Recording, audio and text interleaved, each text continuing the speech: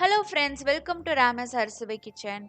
நாம் இன்னைக்கு இந்த வீடியோவில் என்ன பார்க்க போகிறோன்னா, ரொம்பவே ஈஸியான, ரொம்ப டேஸ்டியான, இன்ஸ்டண்ட்டாக செய்யக்கூடிய தக்காளி சாம்பார் ரெசிபி தான் பார்க்க போகிறோம். இது சாதத்துக்கு, இட்லி, தோசைக்கெலாம் ரொம்பவே சூப்பராக இருக்கும். வீடியோக்குள்ளே போகிறதுக்கு முன்னாடி சேனலை ஃபஸ்ட் டைமாக பார்க்குற ஃப்ரெண்ட்ஸ் சப்ஸ்கிரைப் பண்ண மறந்துடாதீங்க. கூடவே இருக்கிற பெல்லைக்கானையும் கிளிக் பண்ணிக்கோங்க. அதில் ஆல் ஆப்ஷனை செலக்ட் பண்ணிக்கோங்க. இந்த ரெசிபி செய்கிறதுக்கு நம்ம ஒரு பேனில் 1 டீஸ்பூன் அளவுக்கு எண்ணெய் சேர்த்துக்கலாம். இதில் நம்ம 5 தக்காளி எடுத்துக்கலாம். ஏன்னா இது வந்து முழுக்க தக்காளி மட்டும்தான் யூஸ் பண்ண போகிறோம்.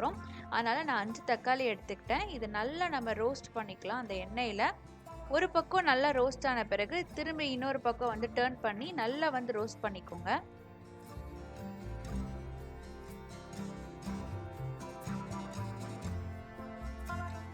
இப்போ நம்ம 2 பக்கமும் நல்லா வந்து ரோஸ்ட் பண்ணிட்டோம். அந்த சைடெல்லாம் நல்லா ரோஸ்ட் ஆகி உங்களுக்கு இந்த மாதிரி ப்ரௌனிஷ் ஆகிடும்.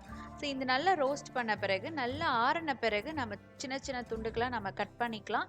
இந்த மாதிரி தக்காளியை ரோஸ்ட் பண்ணி நம்ம வந்து சாம்பார் செய்யும்போது உங்களுக்கு சாம்பாரோட டேஸ்ட்டும் நல்லாயிருக்கும், ரொம்ப சூப்பராகவும் இருக்கும். இப்போ இதனால் நம்ம பொடி பொடியாக கட் பண்ணிட்டோம். இந்த கட் பண்ண தக்காளியை ஒரு பவுலில் சேர்த்துக்கோங்க.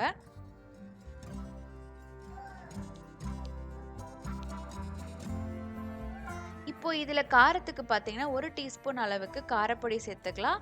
1/4 டீஸ்பூன் அளவுக்கு மஞ்சள் தூள், 1 டேபிள் ஸ்பூன் அளவுக்கு மல்லித்தூள் சேர்த்துக்கலாம். இதெல்லாம் சேர்த்துட்டு நல்லா மிக்ஸ் பண்ணிக்கோங்க. அந்த தக்காளியும் அந்த மசாலாவும் நல்லா பிளெண்ட் ஆகணும். அந்த அளவுக்கு நம்ம நல்லா மிக்ஸ் பண்ணிக்கலாம். இப்போ நல்லா நான் மிக்ஸ் பண்ணிவிட்டேன். இது ஒரு பக்கம் இருக்கட்டும். இப்போ வந்து சாம்பார் எப்படி செய்யலாங்கிறத பார்க்கலாம்.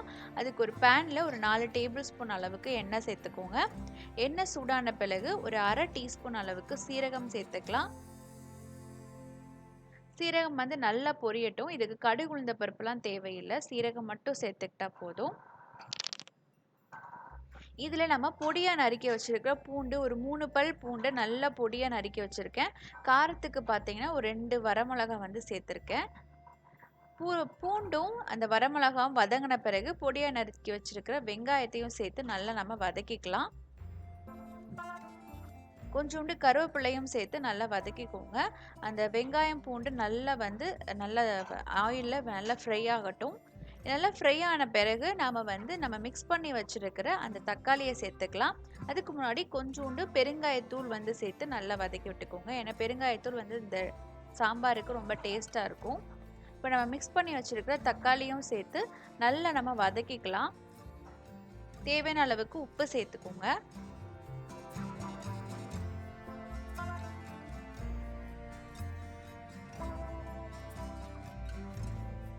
பார்த்தீங்கன்னா தக்காளி நல்லா வதங்கிருச்சு. இதில் வந்து கொஞ்சோண்டு நம்ம வெல்லம் சேர்த்துக்கிறேன். இது வந்து அந்த புளிப்பு உப்பை வந்து அந்த பேலன்ஸ் பண்ணுறதுக்கு தான் அந்த வெல்லம். உங்களுக்கு இந்த டேஸ்ட் பிடிக்கும்னா சேர்த்துக்கோங்க, இல்லாட்டி அந்த வெல்லத்தை நீங்கள் அவாய்ட் பண்ணிக்கலாம். இப்போ வெல்லம் சேர்த்து நல்லா நம்ம வதக்கிட்டோம். அந்த தக்காளி வந்து உங்களுக்கு பார்த்தீங்கன்னா நல்ல பேஸ்ட்டாக இருக்கும்.